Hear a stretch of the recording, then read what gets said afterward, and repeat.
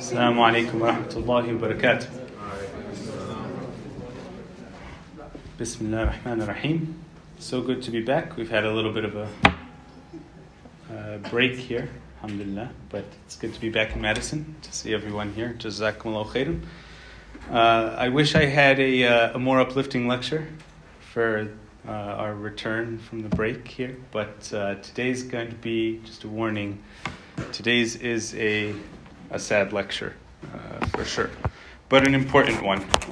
Inshallah, we're going to be talking about we're going to begin with a discussion of the establishment of the khilafas. We're going to talk about the Khulafat Rashidun, and specifically we're going to focus on the Khilafah of Uthman radiallahu anhu and a very little bit of the Khilafah of Ali radiallahu anhu. We talked about the events surrounding the time of Abu Bakr and Umar radiallahu anhuma.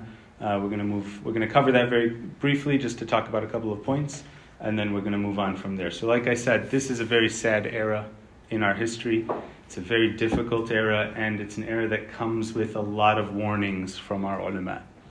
They talk about at this time with the emergence of the first fitna in the Ummah, that this is an era that, especially when we get into the discussion of the conflict between Ali and Muawiyah radiallahu anhuma, the ulama all warn us, this isn't an issue that we want to get too deep into the weeds with. We don't want to get too much into detail. And a lot of people get very defensive when you say, oh, you don't want to teach us the details, that means that there's something wrong with our iman or something like that.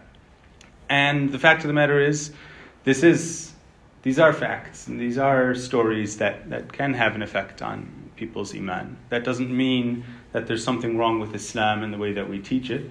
That means that you have to go through a certain training.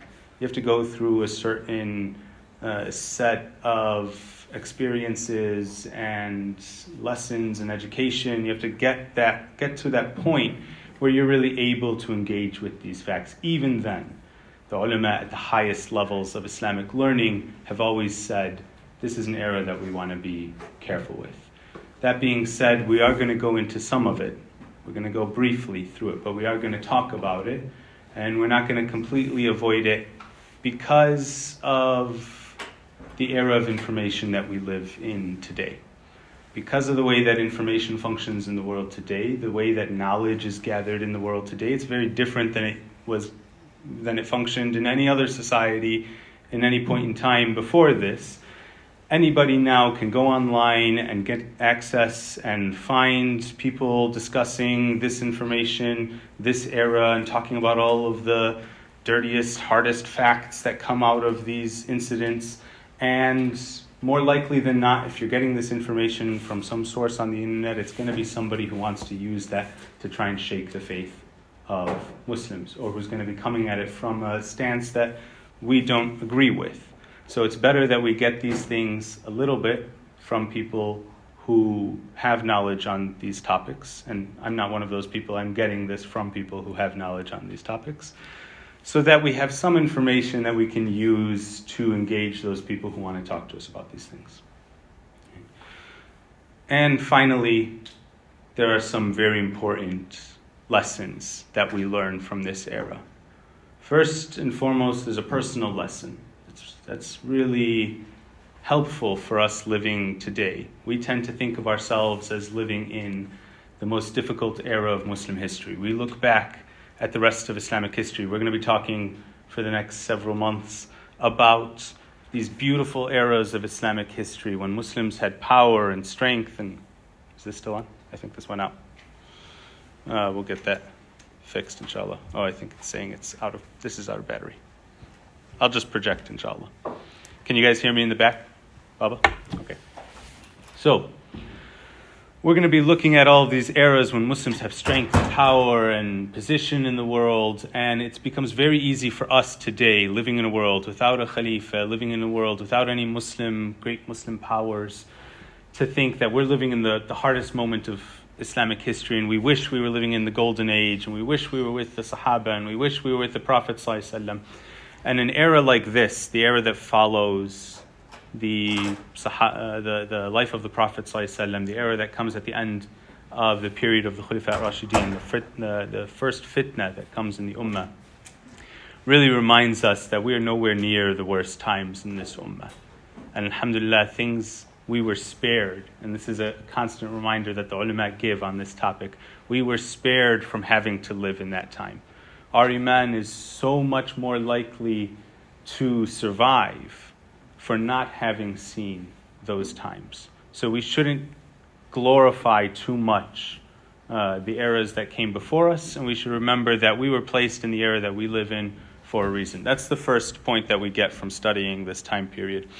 The second one that's really important to the rest of this history is to just get a foundation for this idea of khilafah, to get an understanding of what is this thing that we hear people talking about so much that's going to define the rest of this history, and that's really going to make our period in the history of the Ummah stand out.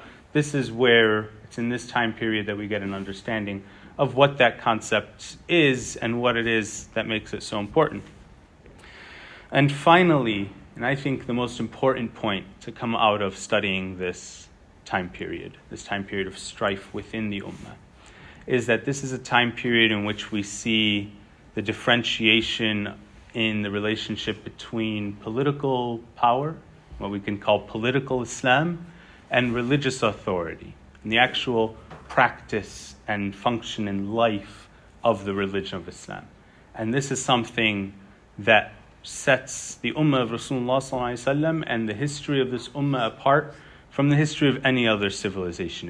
It's what really gives our Ummah its power and its energy. And it emerges in this moment. So we're going to spend some time looking at all of this, inshallah. So, we'll dive in. Bismillah. There are a few ahadith that the Prophet ﷺ gives us that set up this idea of khilafah and that are very useful to structuring the way that we think about the history of the Muslim Ummah. The first hadith, and this is taken from the Musnad of Imam Ahmad. The first hadith that we're going to look at here, and this is a sahih hadith, the Prophet Muhammad ﷺ said that that Allah subhanahu wa ta'ala determined that there would be an era of nabuwah, that there would be the first stage of the Ummah of Rasulullah would be under the Prophet Muhammad ﷺ, and it would be the era of prophethood and revelation to the prophets of Allah. The Prophet ﷺ said, that era will remain for as long as Allah wills, and then He'll lift it up. He'll take it from us. Then after that will come the era of khilafah ala minhaj al-nubuwah, that will have khalifas who follow the methodology of the era of nubuwah. And this is the era that we're going to be talking about today, inshallah. Then that era will remain, the era of khilafah ala minhaj al-nubuwah, for as long as Allah wills, and then it'll be lifted up. Then the third stage will be the era of mulkan aadan, Prophet ﷺ says. Mulkan aadan means the era of kingdoms of harshness. Aadan means harsh or firmness, kind of severity. Right? That will have harsh kings, severe kings. Then the next era after that, so this is the fourth stage, will be mulkan jabariyan, an era of kingdoms of oppression. So Adan is a kind of harshness, strictness. Jabariyan is oppression. Right? At this point, something much more severe, tyrannical kingdoms. And then after that, you'll have the return of an era of khilafah ala minhaj al-nubuwah. And the Prophet ﷺ is giving this hadith to Hudayfa ibn al-Yaman. Hudayfa ibn al-Yaman is known as the secret keeper among the Sahaba. He was known for, the Prophet ﷺ would tell him certain secret ahadith that he didn't reveal to people, that he would hold on to. For example, he was told the list of the names of the hypocrites and he was told never to reveal this list, but to keep an eye on things, basically make sure those people never come to power and to hold that information for the Ummah. And he was given certain other secrets. And also he was known for holding the ahadith. These are not necessarily secrets, he was free to teach them, so he did. But for holding on to these ahadith that described things that would come at the end of time. So most of these ahadith that describe the history of the Ummah in these very large eras and paint with a very large brush and tell the whole history of everything that's going to happen from the Prophet ﷺ to Yawm al-Qiyamah, most of these are coming from Hudayfa ibn al-Yaman.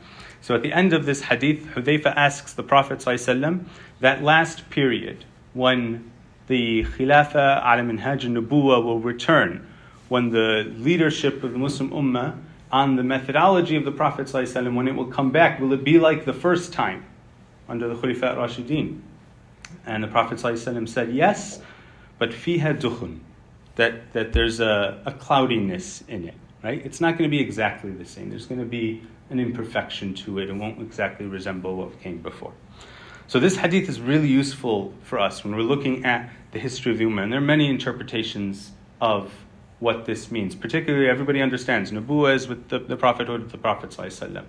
Al-Khilafah ala Minhaj al-Nubuwah, that's the Khulafat Rashidun, right? The companions of the Prophet ﷺ who lead the Ummah according to the Sunnah of the Prophet Muhammad ﷺ as exactly as they could. Then all of the debate comes in with the middle two categories, the third and fourth category. Mulkan Adan, the kingdoms of harshness, and Mulkan Jabriyan, the kingdoms of oppression.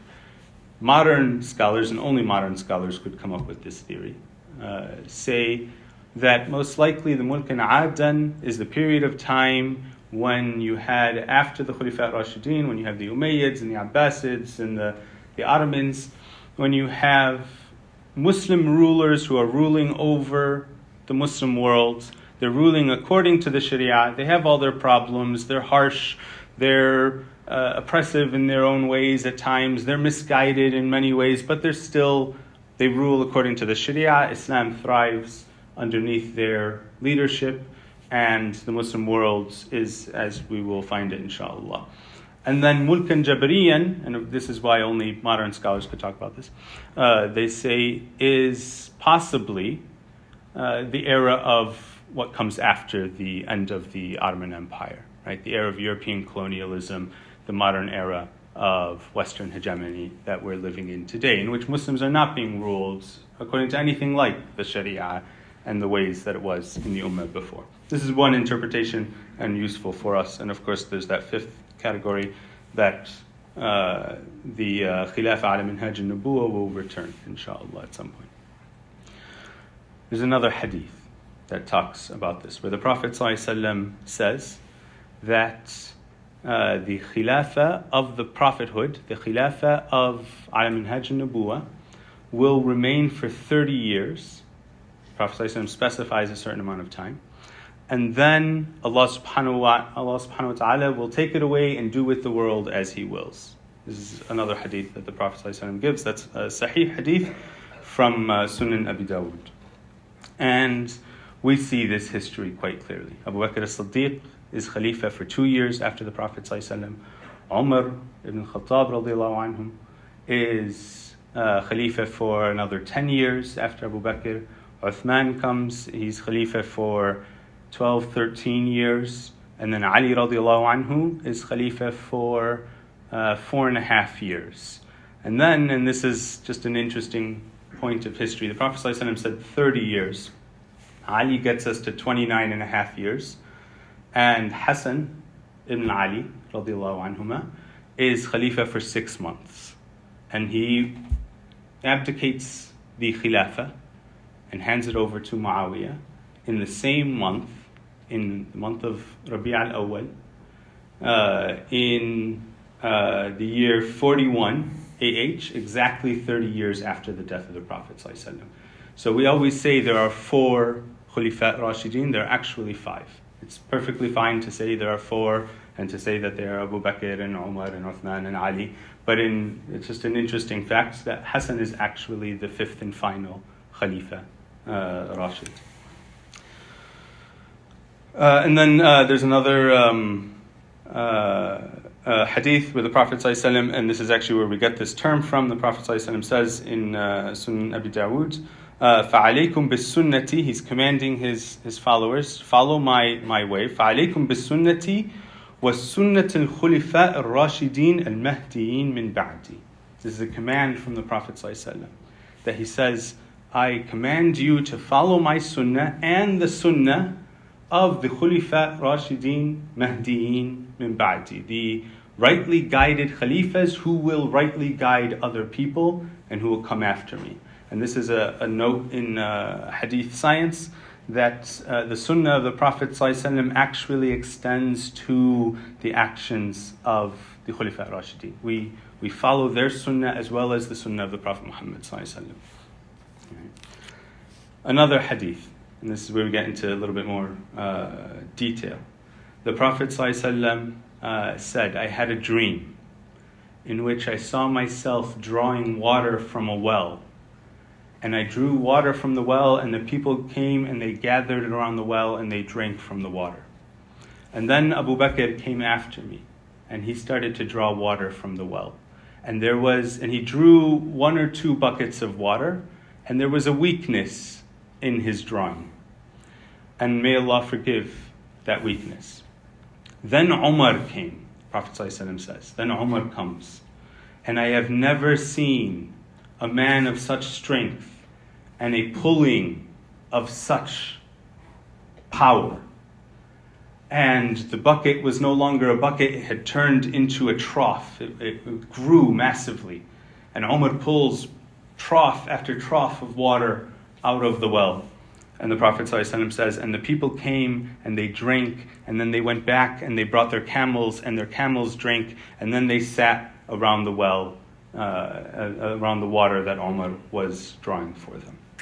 And this is a hadith that many ulama go back and say, we can see very clearly the Prophet ﷺ's predictions here of who are going to be, first of all, the first 2 Khalifas after him, and there's all of the discussion that comes around that idea.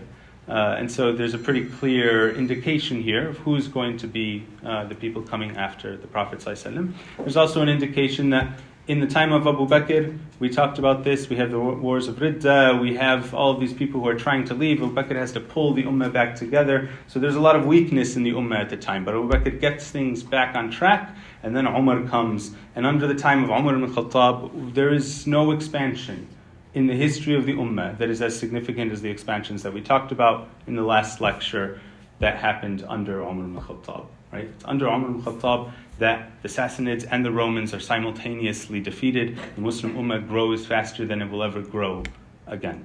Right? And this is evidenced here, or at least indicated here, in the hadith from the Prophet ﷺ. There's another hadith, the Prophet ﷺ is sitting in a garden. This is not a dream, this is a real occurrence. The Prophet ﷺ is sitting in a garden, and someone comes to the gate of the garden and asks to be allowed in. In one narration of the hadith, it's Abu Hurairah who's guarding the gate, and another it's Bilal who's guarding the gate. They come, they ask the Prophet ﷺ, so-and-so is at the gate, can I let him in? The Prophet ﷺ says, let him enter and give him glad tidings of paradise. And Abu Bakr enters the garden.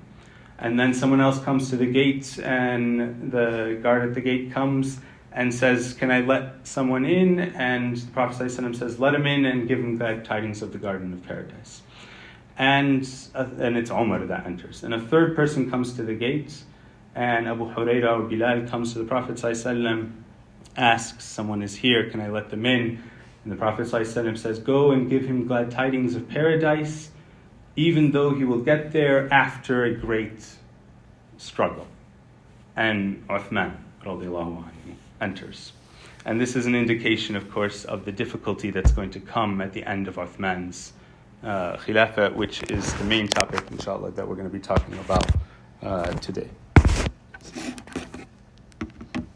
So, the final point that I want to make before we get into the story of Uthman is one of the beautiful things that we see, and we skipped over this in our last lecture, In our last lecture, we were talking about the conquests of Persia and Rome, and at the beginning of it, Abu Bakr is Khalifa, and by the end of it, Umar ibn al-Khattab is Khalifa, radiallahu anhu. And I wanted to talk briefly about the transition between all of the Khulafa Rashidun, because what you have is a very interesting example in this, of the fact that there is no one way that Islam mandates that we're supposed to create or select our political leadership. And we see this very clearly, and it's evidenced most specifically in the fact that the Prophet ﷺ himself did not specify who was going to be Khalifa after him. And most of the ulama say that the main wisdom behind this is that if the Prophet ﷺ had specified that Abu Bakr as-Siddiq explicitly, because many people of course say that there are all these implicit indications throughout the seerah that Abu Bakr is going to be the next Khalifa, but the Prophet ﷺ never explicitly says Abu Bakr is going to be the Khalifa after him. Now ulama say that the wisdom behind that is that if he had, it would have become wajib, it would have become mandatory on the whole ummah to select their political leaders in this way, that each Khalifa is supposed to explicitly choose the next person that's going to come after him. So the Prophet ﷺ doesn't do that, and because of that we have the freedom to create our political systems in the way that's best for us in the time period that we're living in, and to select our Khalifas in a variety of ways. And we see this between all of the Khulafa Rashidun. Abu Bakr as-Siddiq is chosen by the Sahaba after the shock of the death of the Prophet ﷺ passes a little bit, and there's a lot of discussion of what's going to happen next, and various groups of the Sahaba are starting to gather to try and put something together to lead the Ummah forward.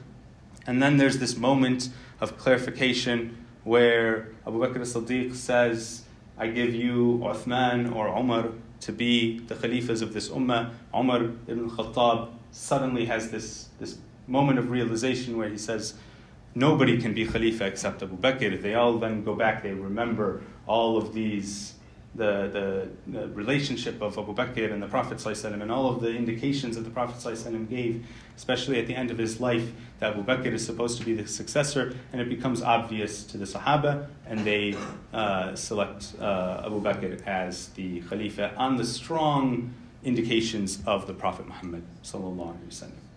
And because of his position, his relationship with the Prophet Muhammad ﷺ. 2 years later, Abu Bakr as-Siddiq becomes sick, and he knows that his time of dying comes. We see this with many of the Sahaba. These are people of basira. Allah subhanahu wa ta'ala gives them knowledge that we don't have. Very often when their time of death draws near, they are aware that they are going to die soon. Right? They have something that we don't. Abu Bakr as-Siddiq knows this sickness, he gets a fever, and he knows this sickness is going to be what kills me. And he goes to the Sahaba and he says, let me make things easy for all of you.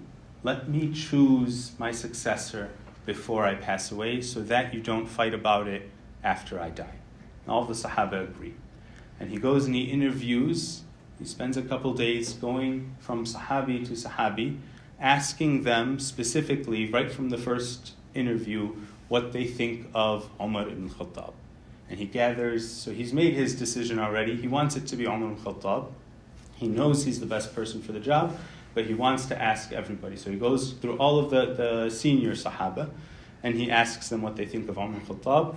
And with one exception, all of the Sahaba immediately say various extremely praiseworthy things about Umar ibn Khattab. The one exception is Talha ibn Ubaidullah, who asks the question. He doesn't actually reject the selection of Umar, but he asks the question, what are you going to do when you go before Allah subhanahu wa ta'ala and Allah subhanahu wa ta'ala asks you why you selected somebody who was so harsh? So Umar ibn Khattab had a character, he had a reputation that people knew, and Talha wanted to ask about that. And immediately Abu Bakr responds to Talha and says, I know of him what you do not know, and he is harsh in these times to offset my gentleness. And that he's reassuring Talha, he's not as harsh as you think he is. He won't be like that when I'm gone. He's balancing me out. And Talha agrees. So it becomes a unanimous acceptance He goes to Umar al-Khattab. Umar al-Khattab adamantly refuses. Abu Bakr orders him that you are going to be the Khalifa after me, and Umar is selected. Abu Bakr passes away, Umar becomes Khalifa. So he's chosen by his successor. Umar al-Khattab is actually assassinated. Umar al-Khattab, he rules for 10 years, and then he's killed. He's killed by a Zoroastrian slave who is living in Medina, who, for one reason or another, we won't go into the details of the story, but ultimately, Umar al-Khattab is praying Fajr. This Zoroastrian slave comes from behind, works his way through the crowd, and stabs Umar al-Khattab. He's immediately grabbed by the other Sahaba and killed. Umar al-Khattab passes out from the injury, and he's taken to the house of his son nearby the masjid, Abdullah bin Umar.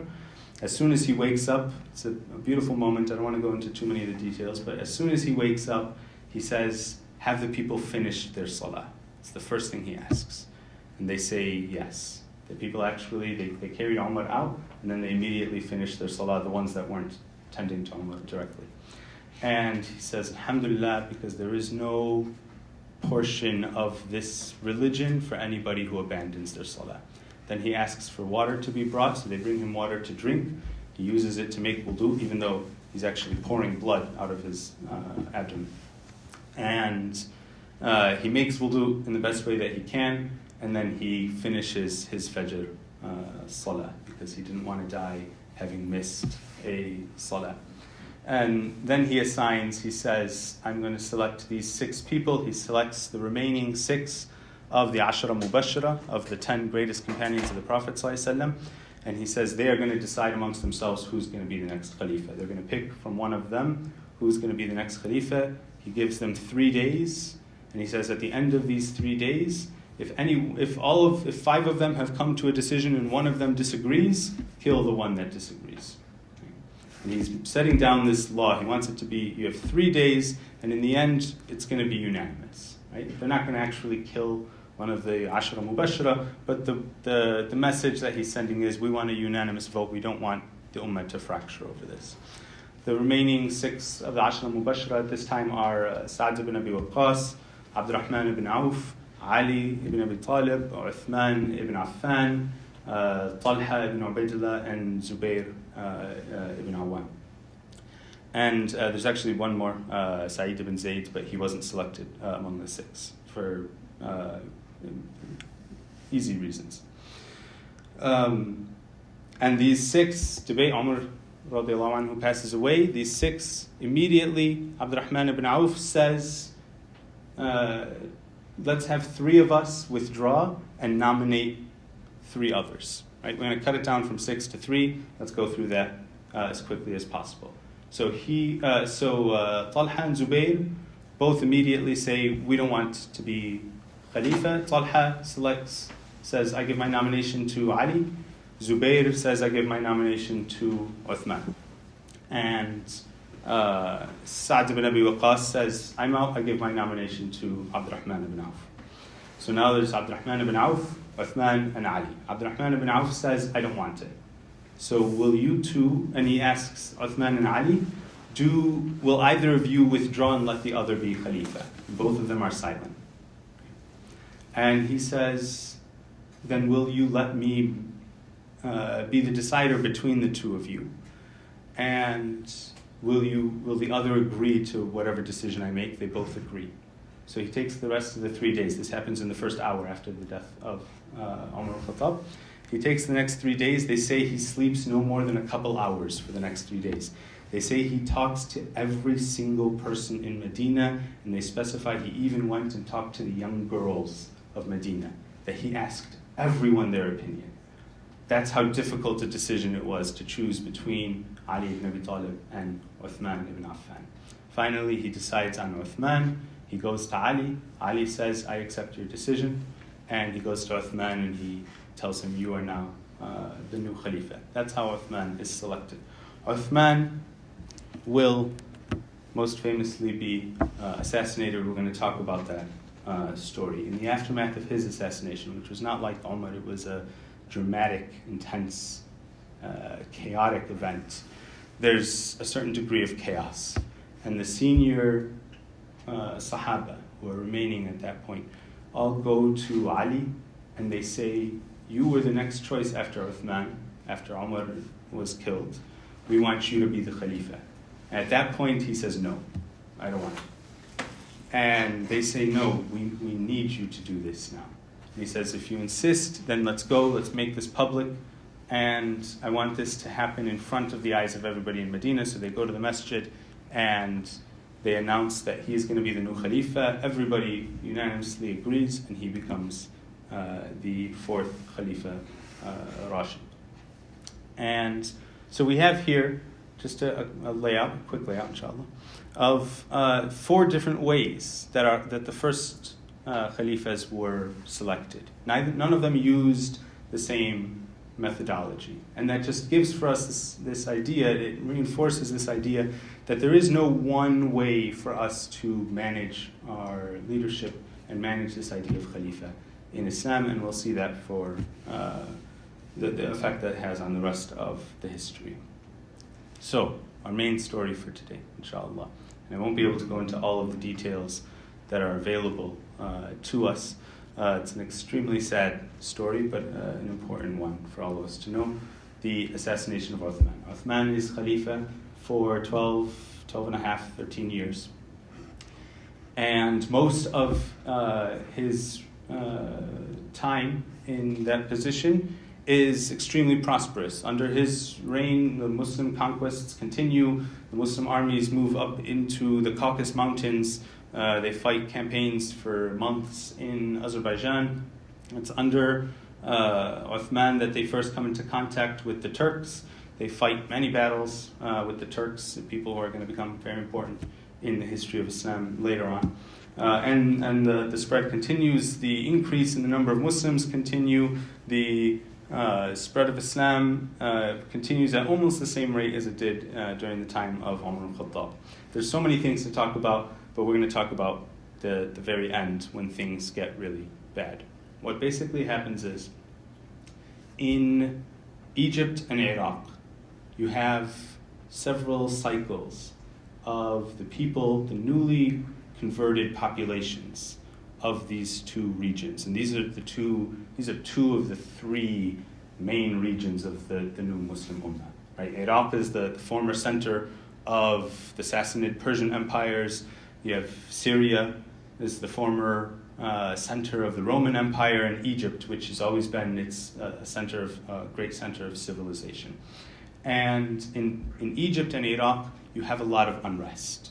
Over and over again, these new Muslim populations, and you have particular groups of people who have very recently become Muslim, and they're almost entirely described as young people coming out of these communities who are recent Muslims, who are seeing all of this very rapid success. These are people who were born at the very end of the Roman and the Sassanid empires, and they see the Muslims come in, they see the Muslims take over everything, they see all of the political systems around them get overthrown and changed very rapidly, and they see a great amount of wealth being brought into the Muslim Ummah, and they want some of that. They want some of that power. They want to be raised in the ranks of the Muslim Ummah. They want to be the people that are receiving all this massive amount of wealth that's coming in.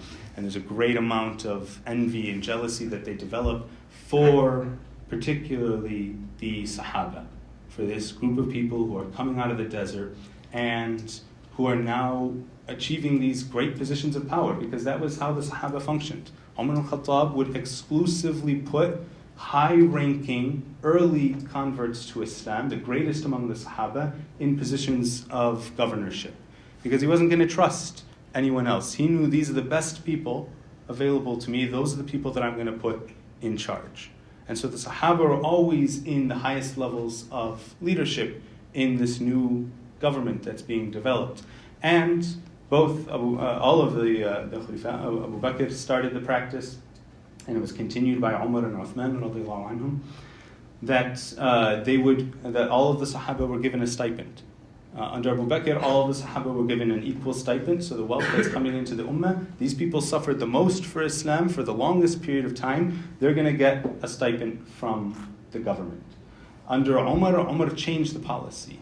And Umar made it so that the people who came in earlier were getting that wealth. It was kind of staggered, that the earlier you became Muslim, the larger your stipend was.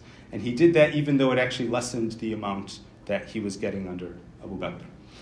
So all of these people see these practices, these young populations that have this taste for wealth and power and politics, and particularly in these regions of Iraq around the city of Kufa and in Egypt.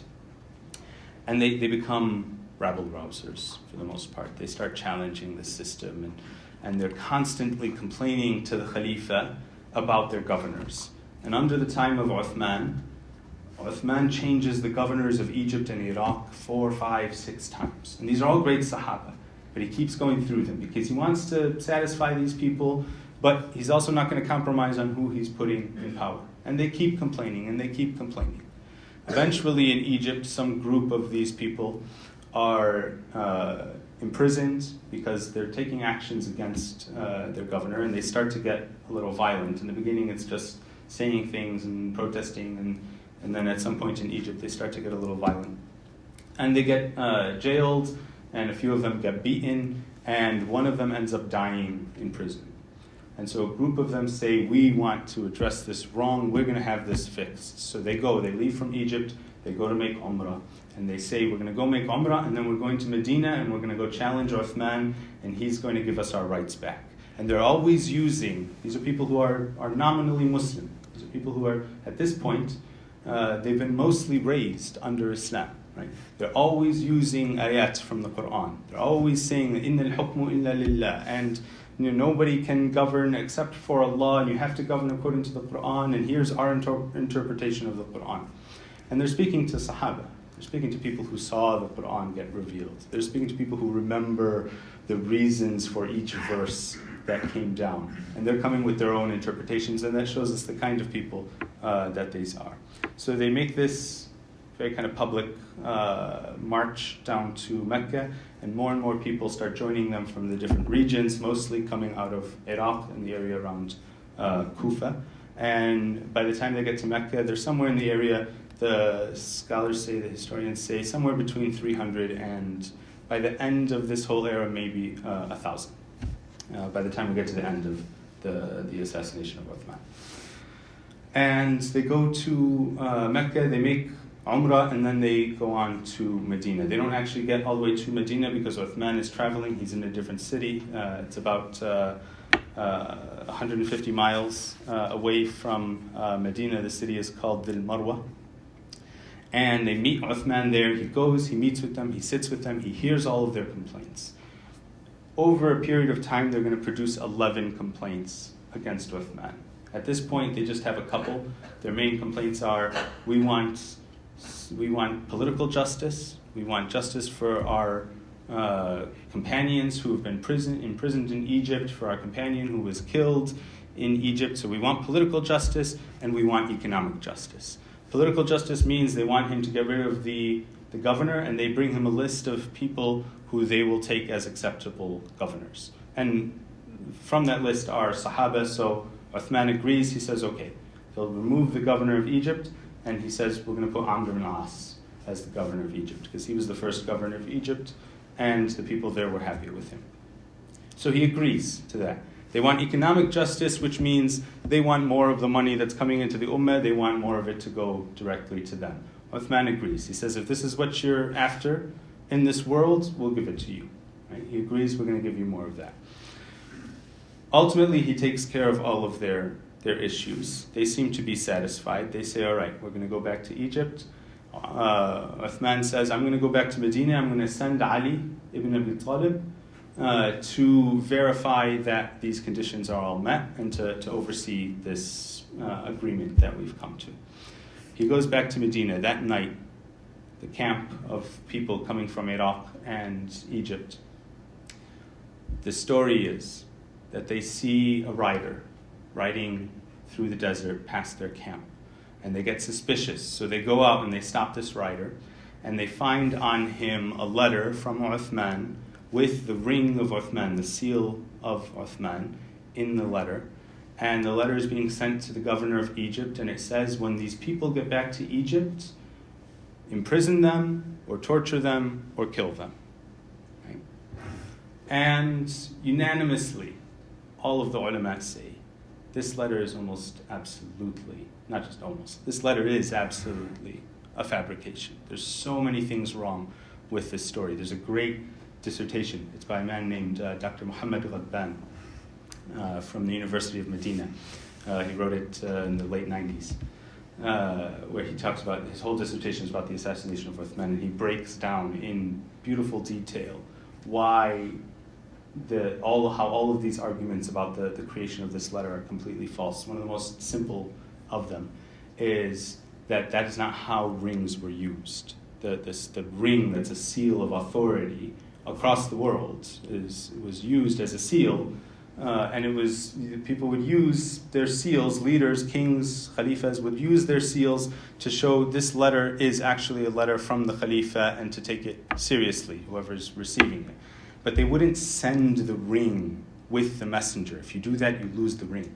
Right? What they would do is they would stamp wax with the ring. The people who do this with Uthman, who create this letter, they're not people of authority. They're not people who've spent time in the palaces of Egypt and Syria, and they don't know how these things are done. So somehow they steal, most likely during that meeting with Uthman, they steal his ring. They put the ring in the envelope because that's how they think the seal is supposed to be used. There's so many other things around this, but almost definitely this letter is fabricated. The next morning, the leaders of this group, they go to the rest of the people, they say, look at this letter, Uthman is going to betray us, and we're all going to be killed. He betrayed his word to us. Now we have to go back and we have to seek real justice. We have to get rid of Uthman. So then they go, and now they're in a frenzy. Now they're infuriated, right? And most likely it's a small group of the leaders who fabricate this letter, and they convince everybody else that this is a reality. They go back to Medina, and their numbers keep growing. And they march into the city of Medina, they go to the house of Uthman, and they camp out around the house of Uthman. And they're there. This next part of the story is going to take place over a period of, the ulama say, most likely 40 days. Some people say more. Right? So we're looking at more than a month of them being in the city of Medina, protesting Uthman.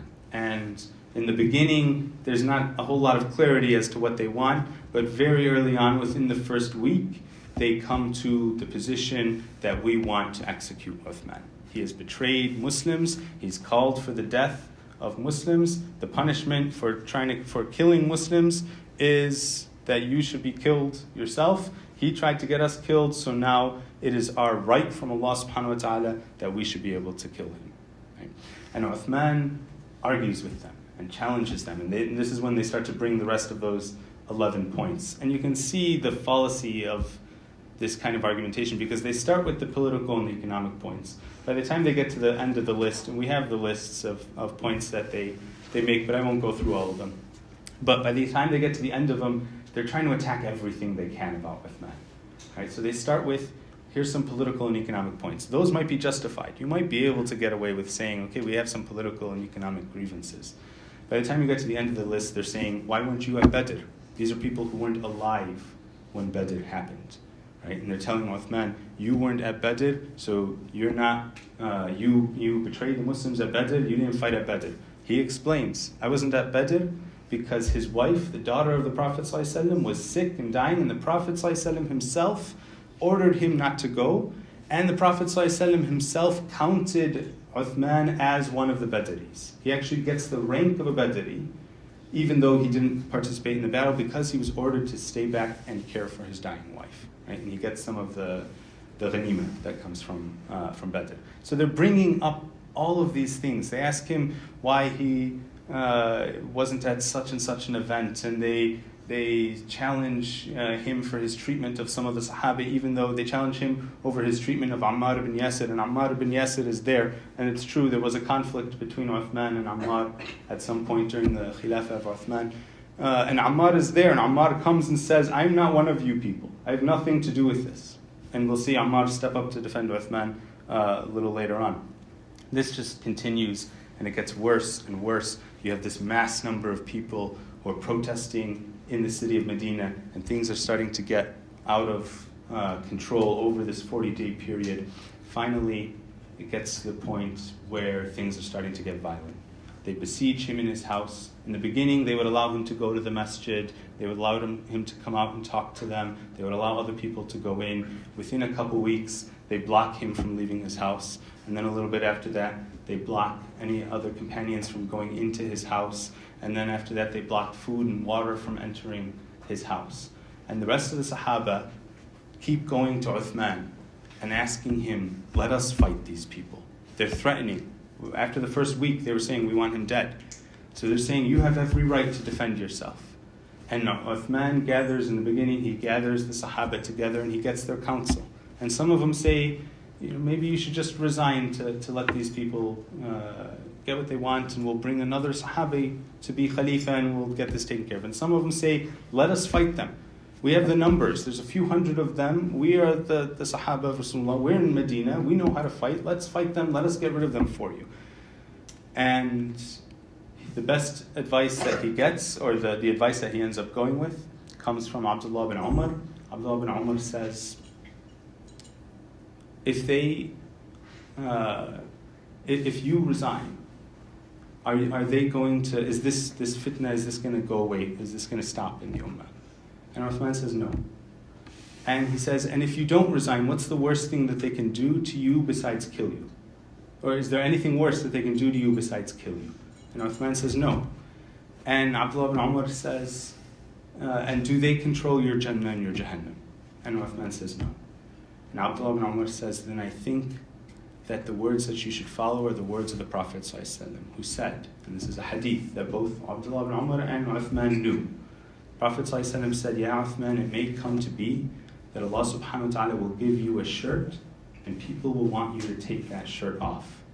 And by Allah, when that happens, you should never relinquish that shirt. And Uthman remembers, when Abdullah bin Umar reminds him of this hadith, he remembers and he realizes this is the Khilafah. Prophet ﷺ knew what was going to come. And so he says, okay, then I'm not going to resign. But then he takes the position that no one is going to shed blood in this ummah on my account. I will not be the first person to come after the Prophet ﷺ and allow for Muslims to kill other Muslims. So he takes this hard-line position. And so many of the Sahaba, they come to him, and as things are getting worse and worse, they're coming in more desperate ways. At a certain point, they're not able to enter the house anymore, so they go and they jump from roof to roof to get into his house, and they go to see him, and they come in their armor, and it's said that Ali ibn Abi Talib sends Hassan and Hussein with their weapons in their armor to the house of Uthman, and he tells them, you protect him with your life. And Abdullah bin Umar comes in his armor, and these are young men. Abu Huraira is at this point in his 70s. He comes in his armor, he climbs on top of the roofs of the house, he jumps across to the house of Uthman, he goes to Uthman and he tells him, please, let us fight them. At one point, the Ansar gather together. They go from house to house, they gather the Ansar, the Madani Sahaba of the Prophet ﷺ, and they go to the house of Uthman, and they tell him, and I forget which Sahabi it is that tells him this. But the main Sahabi among them, Mughira ibn Shu'bah. Mughira ibn Shu'bah goes, he gathers the Ansar, they go to Uthman, and he says, we are the Ansar, and we are going to show you today what it means to be Ansar. Ansar means the helpers. They were the helpers of the Prophet ﷺ, and he's telling him, we're going to show you what it means to be the helpers and how we helped the Prophet ﷺ. And he says, I don't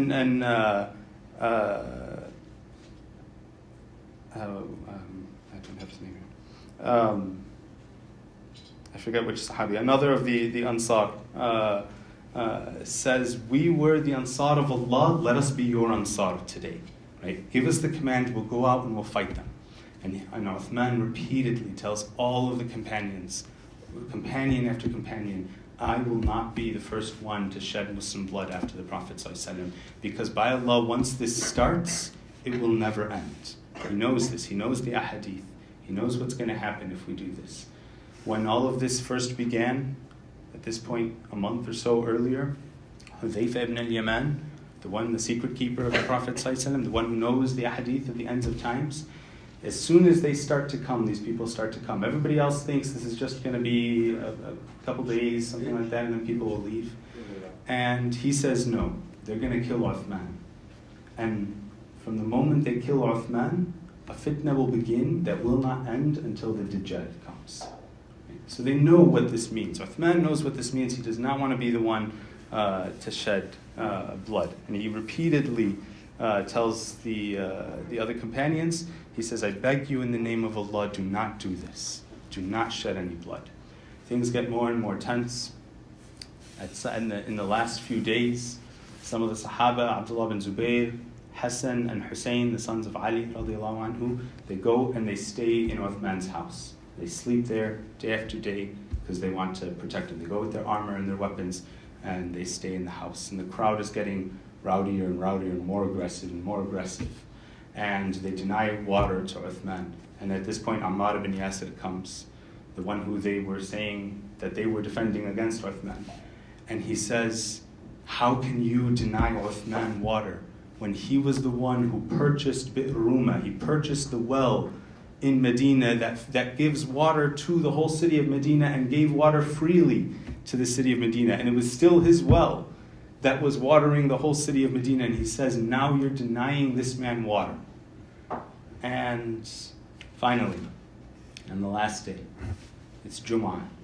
The night before, Uthman has a dream in which the Prophet ﷺ comes to him and he has Abu Bakr and Umar with him. And they're wearing beautiful clothing. The Prophet ﷺ says, Insha'Allah, you will break your fast with us. Tonight you'll break your fast with us. And Uthman wakes up and he immediately eats suhoor, makes his intention to fast, and he tells his wife, today I'm going to go see my beloved. And his wife tells him, don't talk like that, everything's going to be fine, you're not going to die. And he says, no, this is the day. And he goes to the companions that are in his house, and he tells Hassan and Hussein, Abdullah ibn Umar, that he says, today's Jum'ah, nothing they're not going to do anything on Jum'ah, nothing is going to happen. You guys go and prepare yourselves for Salat al-Jum'ah.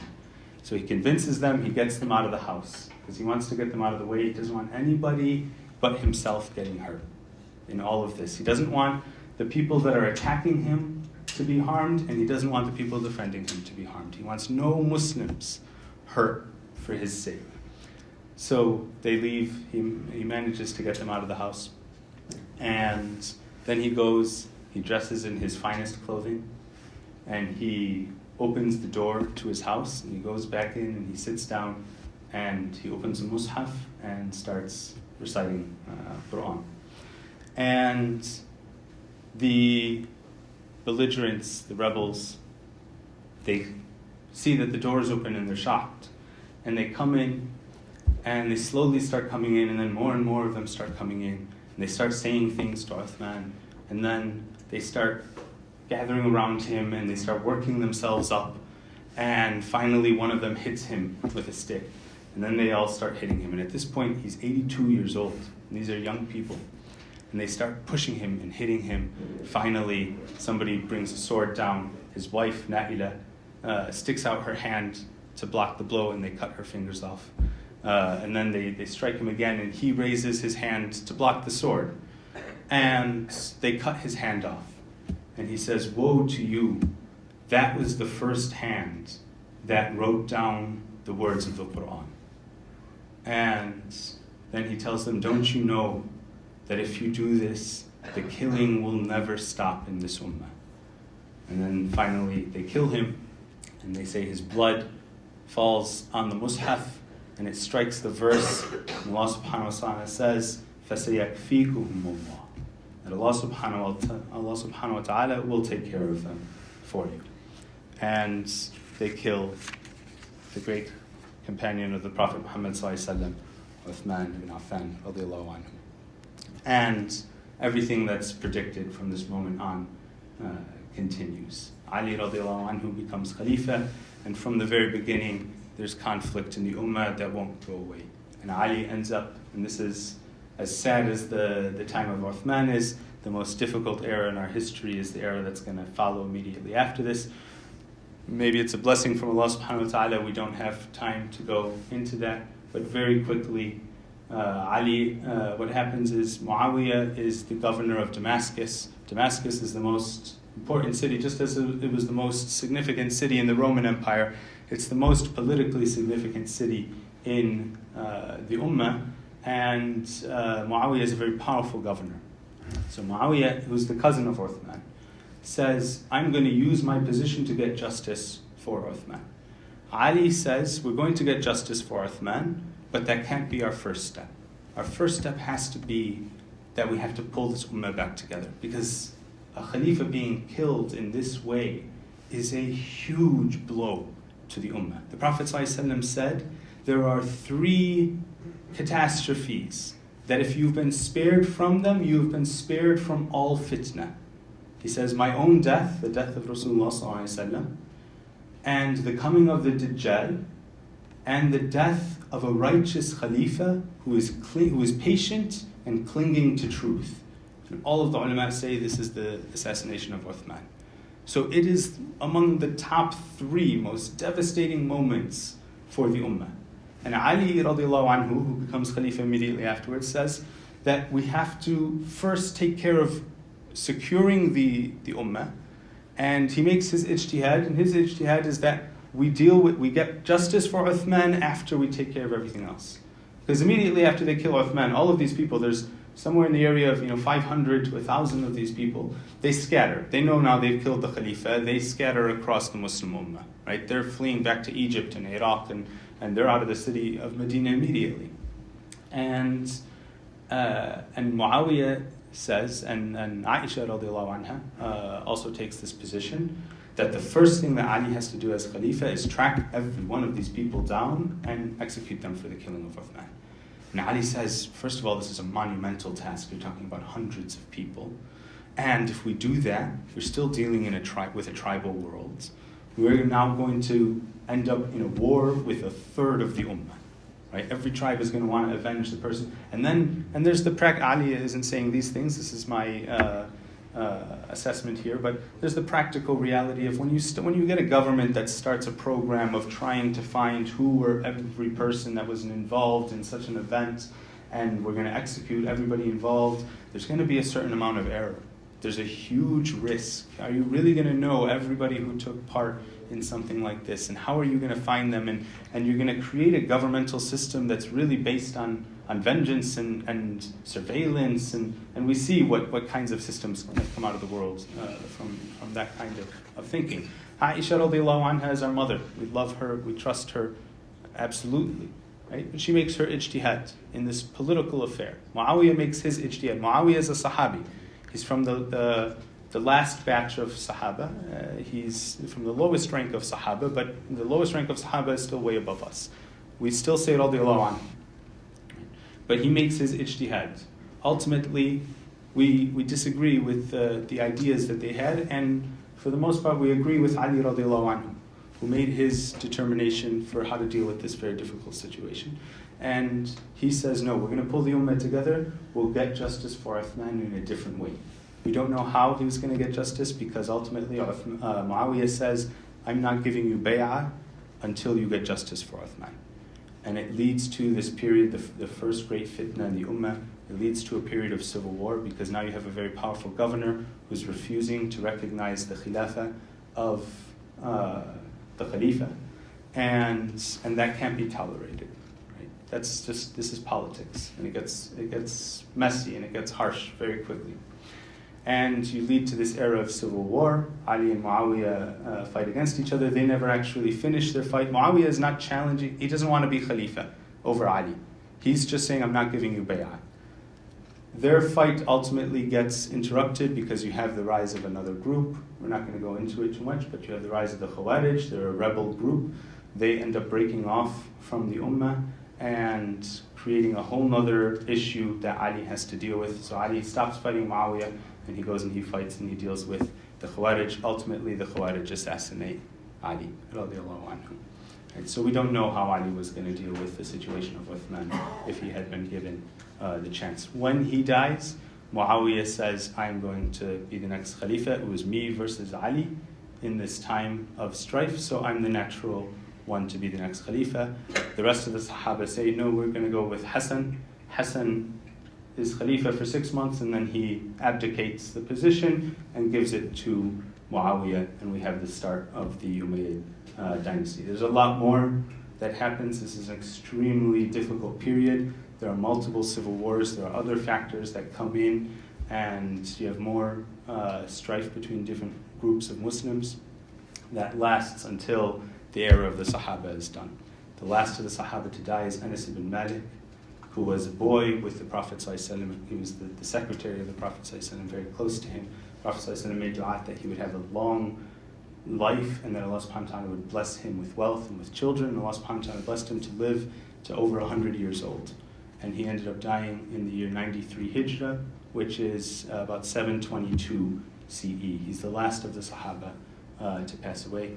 There's one more technical Sahabi who passes away, but he was a child at the time of the Prophet.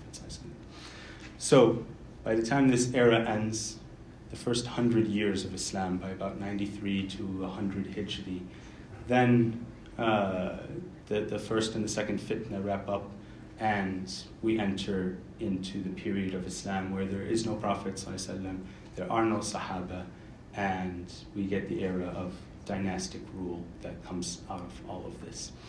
I know we're over time at this point, but I just want to make the final point. We always have to ask ourselves, why did Allah subhanahu wa ta'ala give us such a difficult moment? And I've given 2 out of hundreds of details and issues that really make this such a difficult era to learn about for us. So why did Allah subhanahu wa ta'ala give us this so early in the Ummah? Why does it have to be in the lifetime of the Sahaba? Right? We read about the Seerah. We love seeing the Sahaba gathered around the Prophet ﷺ. We love learning about the eras of Abu Bakr and Umar because there's all this beauty and greatness. And we love to think that after everything that they went through with the Prophet ﷺ, why did the end of the period of the Sahaba have to be so difficult? None of them die just living in ease. All of them are struggling right up to the end. And one of the great benefits, and this is important for the rest of our series, that comes out of this period is, there's a hadith of the Prophet ﷺ where he says, there will come a time when a group of people secede from this ummah, and this will happen at a time of division, and the group that was closer to the truth will be the group that fights them. And from this hadith, the ulama say that there are 3 groups that are being discussed. The group that pulls away are the Khawarij. The Khawarij are the worst people to come out of this ummah. The Prophet ﷺ described them as, he predicted their coming. He said these are people who, they'll have the most beautiful, he says specifically, they'll be young people who have the loftiest dreams, they have the most beautiful speech, and they have the worst actions in mankind. These are people who go and they murder Sahaba on the street and kill their wives and children. These are people who kill Uthman, and they kill numerous other of the great companions. These are, many people say these are the people who killed Uthman are kind of the proto-Khawarij. They're the ones that ultimately end up creating the Khawarij, but that happens under Ali. So they kill Uthman, they kill Ali radiallahu anhuma. So that's the first group that's mentioned in the hadith. The group of people will secede from the ummah. And then it says that there's a group of people who are closer to the truth, which implies that there are a group of people who are still close to the truth, but they're farther than that group. And the first one, the group that's closer to the truth, is the group of Ali radiallahu anhu. And the second group, the one that's farther from the truth but still approaching the truth, is the group of Muawiyah. Right? So that's how we view this era. Right? There are real rebels, people who break away, the Khawarij, who need to be dealt with. There are the people who are closer to the truth, who are Ali. There are people who are farther from the truth, they are Muawiyah. Ibn Taymiyyah says there's a 4th group that's implied in this hadith. That group is the people who are on the truth. So there's the people who are breaking away. There are people who are farther from the truth, but still approaching it. There are people who are closer to the truth, and then there's a 4th group of people who are on the truth. And that group of people, Ibn Taymiyyah says, are the small group of Sahaba. There may be 15, 20 of them, who refused to fight in the fitna. The chief amongst them is Abdullah bin Umar. Abdullah bin Umar was a great warrior. He fought in every other campaign.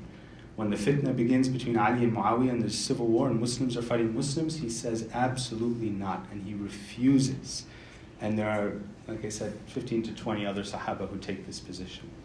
And those are the Sahaba, and it's fascinating. It's from those Sahaba, Abdullah bin Umar, Abdullah bin Abbas, Abdullah bin Mas'ud has passed away by this time, but he also falls into this category. These are the Sahaba that we get our Islamic knowledge from. All of the madhahib come from them. They become the greatest teachers in Islam. All of the great imams learn from chains that come from those Sahaba. So when the rest of the Sahaba, and we never attack any of the Sahaba or look down on any of them ever, but when the rest of the Sahaba are, or at least some of the Sahaba are involved in this political fight for power, ultimately, inshallah, of course for good reasons, but still they're in a fight for power in this world. There's a small handful that say we're not getting involved there, and they dedicate themselves to ibadah, to developing knowledge of Islam, and to teaching it. And the generations that come after them are saved. Their Islam is saved, not because of the fights for power that happened, but because of their struggle to maintain the knowledge and the teaching of Islam. And from this era on, and I'll end with this point, inshallah, the political power that emerges in the Muslim Ummah goes one way, and the religious authority goes another way. It's not that we have a separation of church and state as we see here in the same way discussed in the West and Western politics, but that we don't have our political authorities having religious authority over us or controlling or having the ability to affect the religion. And to this day, we see now what happens when you have religions that allow their political establishments to take control of the religion. This is what's happening now in Palestine. Right? We see political authority has taken complete control of one of the oldest religions in the world. It makes no sense, and it leads to horrible situations. In Islam, for the rest of this history, there will be the political leaders. There will be the caliphs. There will be sultans and kings the library will be closing in 15 who take minutes. these very harsh positions and who are honestly not people that we want to follow in their characters and in their morality. But then we have this beautiful class of leaders who are our religious leaders. And it comes out of this era, and it's one of the blessings that come out of this extremely difficult era, and it establishes for us our understanding of what the rest of the history of this ummah is going to look like. I'm so sorry for going so far over our time. Jazakumullahu khairan. May Allah bless all of you and accept this from all of us, and forgive me for any mistakes that I've made. Bismillah.